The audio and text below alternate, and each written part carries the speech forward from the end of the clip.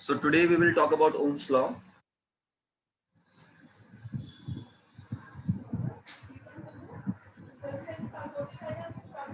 And it's a very basic law. आज का lecture बहुत बेसिक है जो मैंने पहले किया हुआ है, लेकिन तुम्हारे बुक में पूरा पूरा देके रखा है. तो we have to discuss this, right? We have to discuss all these things. Okay, so Ohm's law में क्या क्या है and what we need to study, right? It is very important. See, Ohm's law is a very fundamental relationship between voltage and current that we already know. So it's a long back, 2 century पहले का काम इन्होंने किया हुआ है और very fundamental equations, right? Very simple one. So एक statement क्या है, इसको दो तरीके से तुम लिख सकते हो. I will tell you a simple one. पहले तो let's say there is a conductor.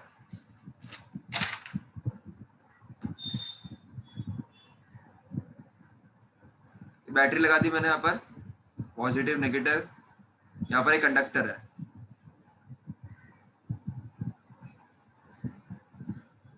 यहाँ पर पोटेंशियल डिफरेंस होगा. उस पोटेंशियल डिफरेंस के कारण क्या होगा बच्चों? सो बेसिकली बैटरी या सेल होगा, उसमें केमिकल रिएक्शंस होंगे. उसके पोटेंशियल डिफरेंस के कारण, देखो ये हाई पोटेंशियल पर है, ये लो पोटेंशियल पर है. कोई भी चीज जब हाई टू लो होती है तो फ्लो होगा. जैसे मेरे पास थोड़ा सा ज्यादा नॉलेज है तो मैं तुमको बता पा रहा हूँ हाई टू लो. वैसे अगर हाई टू लो, ये हाई पोटेंशियल है, लो पोटेंशियल, तो current will flow. Current will flow and we know electron is opposite, all this thing हमको पता है. तो करंट विल फ्लो. तो कितना करंट प्रोड्यूस होगा? जितना पोटेंशियल डिफरेंस होगा. So basically this law says potential difference directly proportional to current. More the potential difference, more the current will be. That is the basic idea of Ohm's law. उसका statement क्या बोलता है?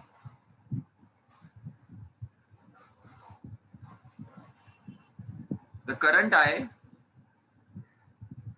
through a conductor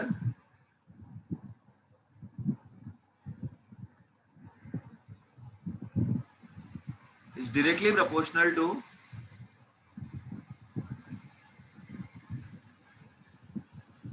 कितना current produce होगा, जितना potential difference होगा, is directly proportional to the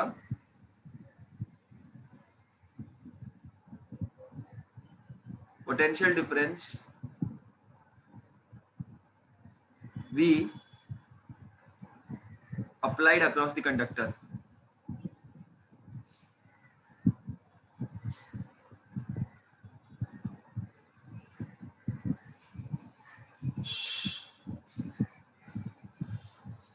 Provided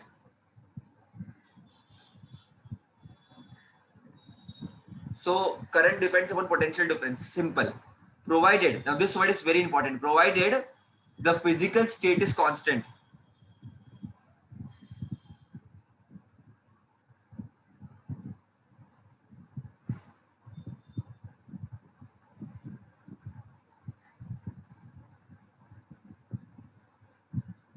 अब इसमें क्या क्या आता है?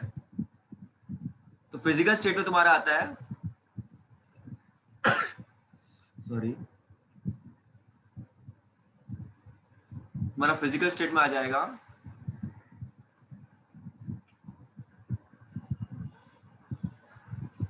Length, area, material, temperature, pressure. Length,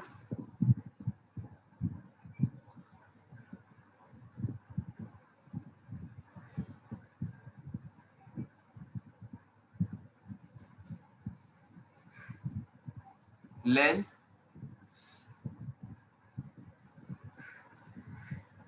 किधर गया? दिखता भी नहीं, इतना छोटा है. Length, area, material, temperature, pressure. ये सब कांस्टेंट होना चाहिए कंडक्टर का. लेंथ बदलोगे रेजिस्टेंस बदलेगा, एरिया बदलोगे रेजिस्टेंस बदलेगा, मटेरियल चेंज कर दोगे तो हर एक मटेरियल का हर एक अलग अलग चीजें होती है. टेम्परेचर चेंज करोगे, लॉ वैलिड नहीं है. तो ये सब चीजें हमको आगे देखनी भी है, तो ये कांस्टेंट होना चाहिए. तो सिंपल ओम्स लॉ यही बोलता है. तो इन जनरल क्या बोल सकते हैं अपन?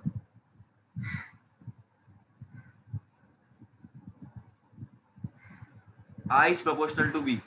So what you can say? और V is proportional to I. Therefore V will be equal to IR. क्योंकि प्रोपोर्शनलिटी हटाना है तो कांस्टेंट रहना पड़ेगा. And that constant is known as where R is nothing but resistance of the conductor. तो तुमको already पता है, लेकिन इसके बारे में और डिस्कस करेंगे अपन, ठीक है, डिटेल में. Resistance of the conductor. So R की वैल्यू क्या हो जाएगी? So R will be equal to V by I. Basic तुमको तो पता होगा रेजिस्टेंस कैसे आता है. किसी भी एक सर्किट में जब करंट फ्लो करेगा तो बहुत सारे एटम्स, आयंस, मॉलिक्यूल्स कोलाइड करेंगे, तो उसके जैसे रेजिस्टेंस तो आता ही है बेटा. तुमको पता होनी चाहिए बात. ऐसा यूनिट क्या था रेजिस्टेंस का? अगर मैं ये लिख लूं,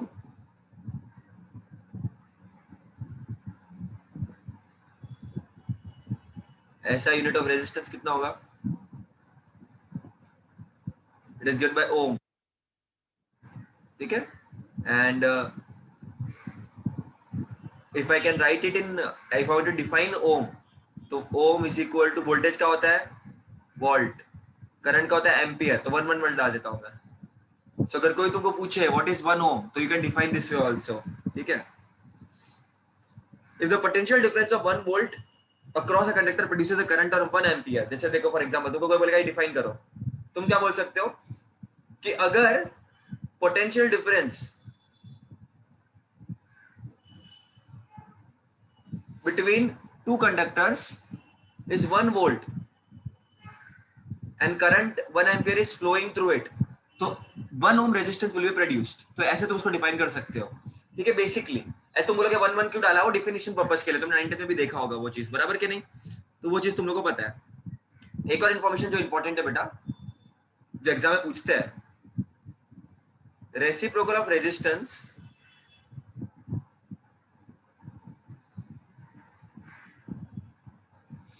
is called conductance.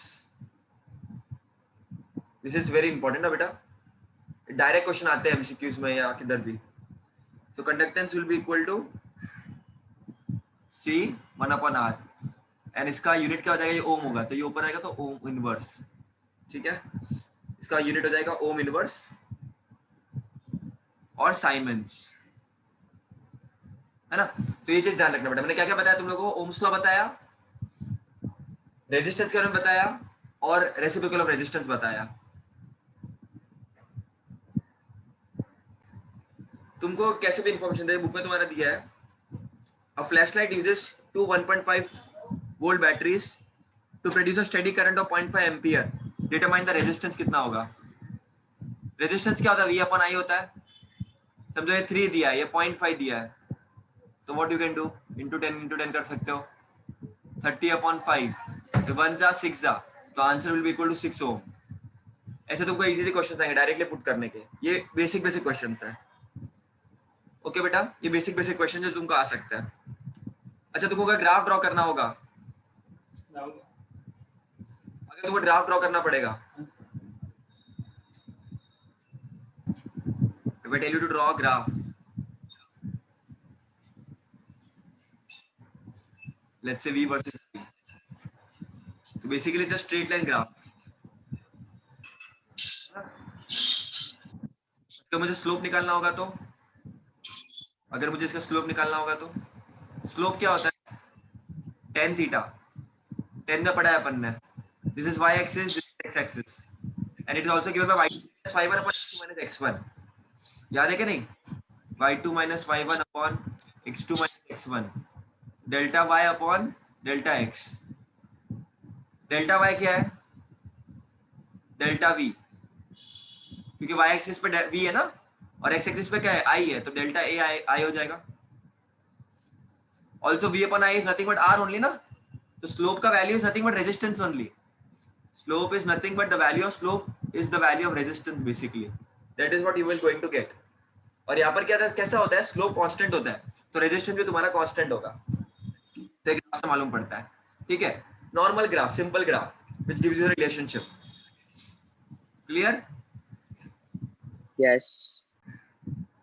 बच्चों अब देखना कोई भी चीज, अगर तुम कंडक्टर्स की बात करो in general, you going to get two conductors, या तो ओहेमिक कंडक्टर्स या तो नॉन ओहेमिक कंडक्टर्स।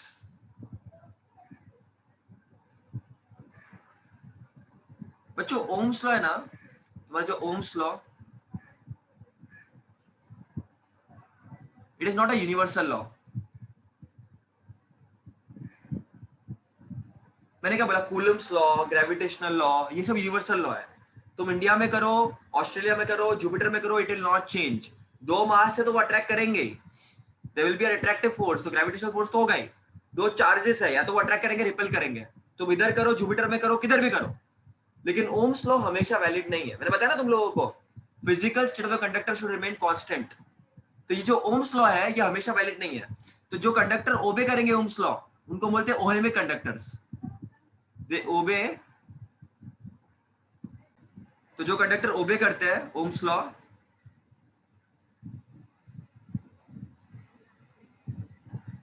उनको बोलते हैं ओहेमिक कंडक्टर्स। वो प्रॉपर तुमको रिलेशनशिप बताएंगे, स्ट्रेट लाइन ग्राफ वगैरह। लेकिन जो कंडक्टर ओबे नहीं करते ओम्स लॉ,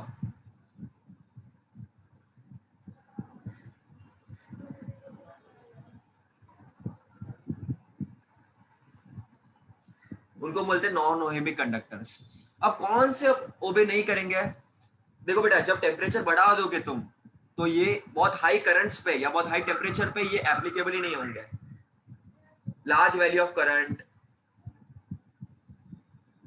हाई टेम्परेचर, ये ओम्स लॉ अप्लाई नहीं होगा। तो तुम्हारा जो ग्राफ था ना बेटा, वो चेंज हो जाएगा। देखो, अगर तुम ऐसे ग्राफ को देखते हो तो दिस ग्राफ विल चेंज ऐसा कुछ। या तो एक ग्राफ देखो ऐसा था ना, अगर तुमने देखा होगा ग्राफ, देखो ऐसा स्ट्रेट होता है, तो स्ट्रेट ना होकर के चेंज हो जाएगा वो। तो दिस ग्राफ विल चेंज। अभी ये बहुत सारे ग्राफ पॉसिबल है, मैंने तुमको कुछ बताया है।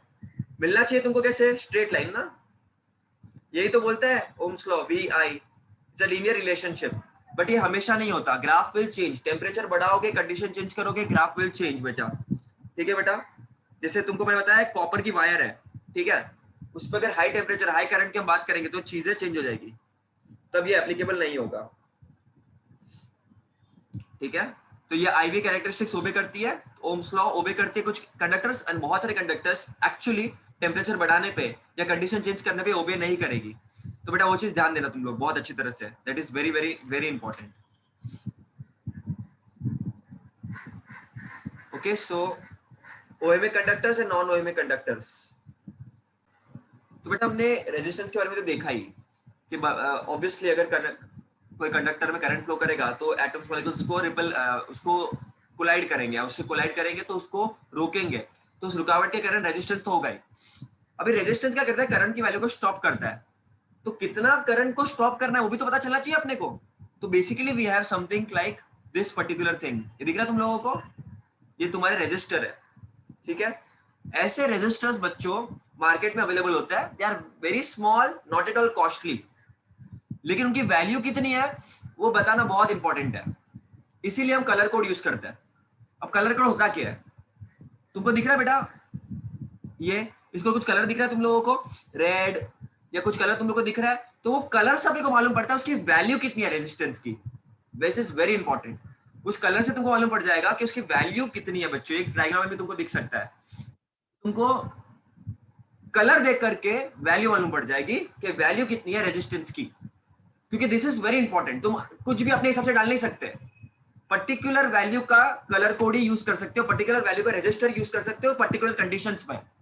मालूम पड़ा मुझे करंट भेजना है 2 एम्पियर का, 1 एम्पियर का, और रेजिस्टेंस से मैंने इतना डाल दिया तो करंट फ्लो ही नहीं करेगा, या तो रेजिस्टेंस मैंने बहुत कम डाल दिया, बराबर के नहीं, तो करंट जितना फ्लो करना था उतना नहीं कर रहा है। तो value of resistor is very important, और सेफ्टी के लिए भी इंपॉर्टेंट है। कभी ज्यादा करंट फ्लो कर गया तो वी हैव टू करंट को रोकना पड़ेगा ना, आउट ऑफ कंट्रोल हो गया तो करंट कभी। तो this concept is very important to know the value of resistor. Okay, so this is very important. अब कैसे मालूम पड़ेगा और क्या करते हैं अपन? देखो बहुत सिंपल है, colour code are used to find value of a particular resistor.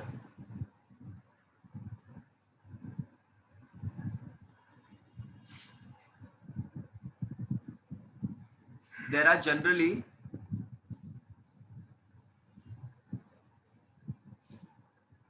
four colored bands. जो हमने लैब में यूज किया था वो 4 कलर्ड बैंड्स था.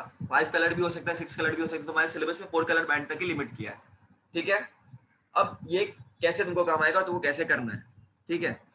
तो let me show you a figure. Can you see this figure? पहला बैंड, दूसरा बैंड, तीसरा बैंड और चौथा बैंड. ये 4 बैंड है. पहले बैंड से तुमको फर्स्ट डिजिट मिलेगा, कुछ एक वैल्यू मिलेगी, समझो 2. सेकंड डिजिट से भी तुमको कुछ वैल्यू मिलेगी, लेट्स से 2 या कुछ भी 3, 4, 5 कुछ डिजिट मिलेगी. और थर्ड बैंड से तुमको मल्टीप्लायर मिलेगा. मतलब क्या? जो तुमको वैल्यू आएगी उसको 10 के पावर में लिखनी है. 10 to the power let's say 5 आ गई. मैं बता रहा हूं, खाली कैसे करना बताऊंगा. उसके बाद जो लास्ट बैंड है वो तुमको एरर देगा, परसेंटेज एरर. जिसने भी ये बनाई है भाई वो पूरी कोशिश करेगा कि एरर ना निकले. थोड़ा बहुत एरर निकलता ही है, चैप्टर नंबर 1 में बताया है. एरर ना हो इम्पॉसिबल है. वी आर ह्यूमंस, एवरीबडी, और सम ऑफ द अदर एरर तो होगा ही. तो ये जो फर्स्ट बैंड है वो फर्स्ट डिजिट है, सेकंड बैंड ये थर्ड बैंड. थर्ड बैंड की वैल्यू हमेशा 10 के टकले पे होगी. थर्ड बैंड की वैल्यू हमेशा 10 के टकले पे होगी. अब पता कैसे चलेगा कौन सी वैल्यू किधर होगी? अब देखो, अगर तुम देखोगे यूजुअली अगर कोई रजिस्टर है फॉर एग्जांपल, मैं सिर्फ डायग्राम बना रहा हूं और वो कलर दिया कुछ, जैसे तुमको रेड कलर दिया सबसे पहले बैंड, तुमको फिर दिया है येलो कलर, फिर तुमको दिया लेट्स से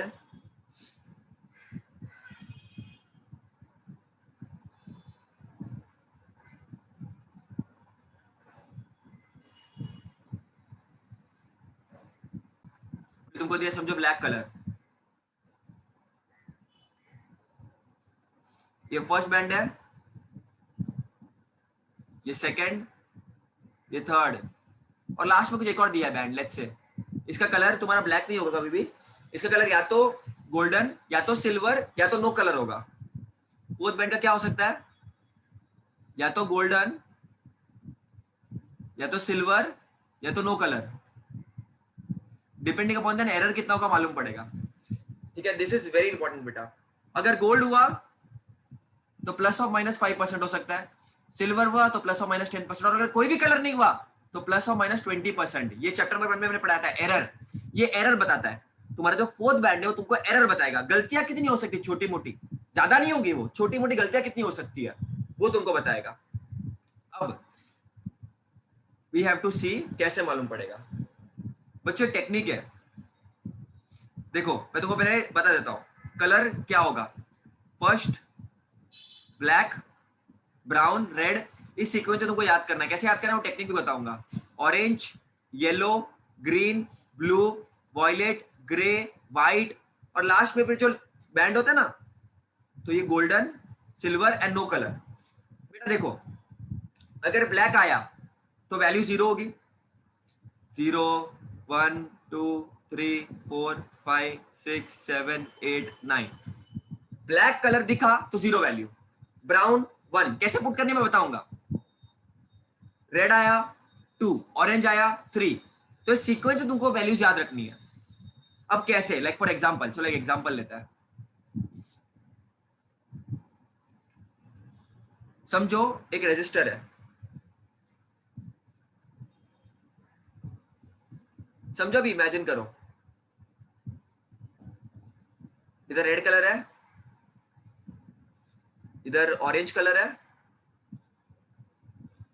इधर ब्लैक कलर है, ब्लैक, और लास्ट में इधर है तुम्हारा लेट्स से सिल्वर है. लेट्स से अब रेड है तो रेड का वैल्यू कितना है? 2 है तो 2 लिख देने का. ऑरेंज है, ऑरेंज का वैल्यू कितना है? 3 है तो 3 लिख देने का. उसके बाद इनटू 10 टू द पावर 10 लिख के रखने का. अब जो थर्ड वाला जो आएगा आंसर, थर्ड वाला जो आंसर आएगा उसकी वैल्यू टकले पे लिखने की. अभी थर्ड में ब्लैक है तो ब्लैक क्या? 0 है. प्लस ऑफ माइनस सिल्वर है लास्ट में, तो सिल्वर का कितना है 10% है, प्लस 10%। इसको सॉल्व करने का भी 10 टू द पावर 0 1 होता है, तो 23 प्लस ऑफ माइनस 10%। और ये क्या है, रेजिस्टेंस की वैल्यू आ गई ओम में, ये तुमको रेजिस्टेंस की वैल्यू मिल गई ओम में। दिस इज वेरी इंपॉर्टेंट, तुमको रेजिस्टेंस की वैल्यू मिल गई बच्चों ओम में,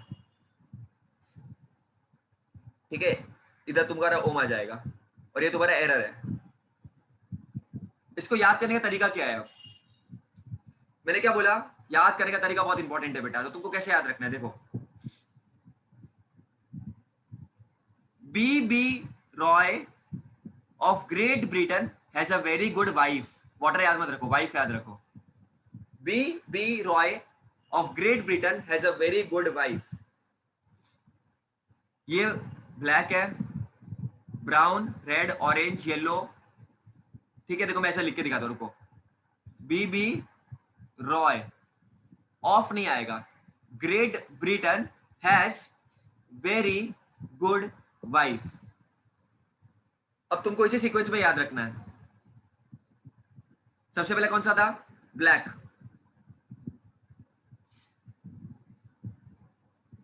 brown, red, orange, yellow, green, blue, white, grey. एक सेकंड खाली, बेटा ब्लू के बाद वायलेट आ जाएगा, सो सॉरी, यहाँ पर वायलेट आ जाएगा। गुड, वाइट, ग्रे, और ये फाइनली वाइट। ऐसे तुमको सीक्वेंस में याद रखना है, ठीक है।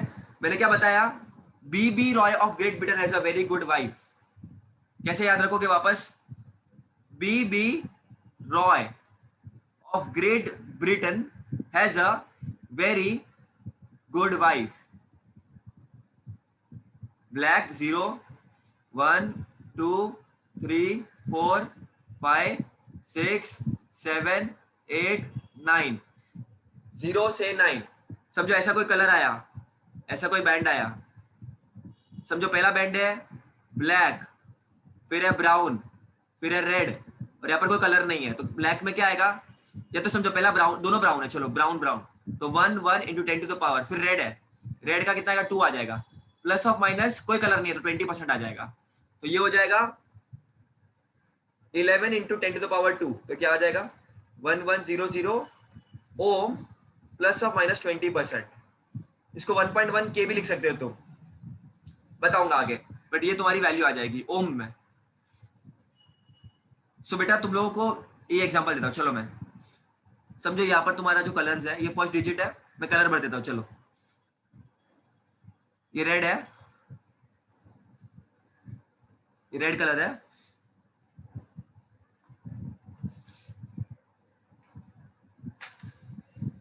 ग्रीन है इधर, समझो ये ग्रीन है, ये भी ग्रीन है, और लास्ट में कोई कलर नहीं है। अब तुमको रेजिस्टेंस बताना है, तो रेड का कितना होता है, देखो चेक करो, रेड का कितना होता है, रेड का होता है 2, तो पहले 2 लिख दो, 2 लिख दो पहले, एक और डिजिट आएगा, फिर देखो ग्रीन का कितना होता है, ग्रीन का कितना होता है, green 5 25 into 10 to the power, third के लिए टकले पे 10 तो लिख ही देने का, उसके ऊपर भी कुछ ऐड करने का, 10 टू द पावर वापस 5 आएगा, क्योंकि ग्रीन है ना, ग्रीन है। बहुत सारे बच्चे क्या करते हैं 2 5 5 लिख देते हैं, बेटा गलत है वो, थर्ड वाले के लिए 10 टू द पावर आ जाएगा, थर्ड वाले के लिए 10 टू द पावर आ जाएगा, और कोई कलर नहीं है तो प्लस और माइनस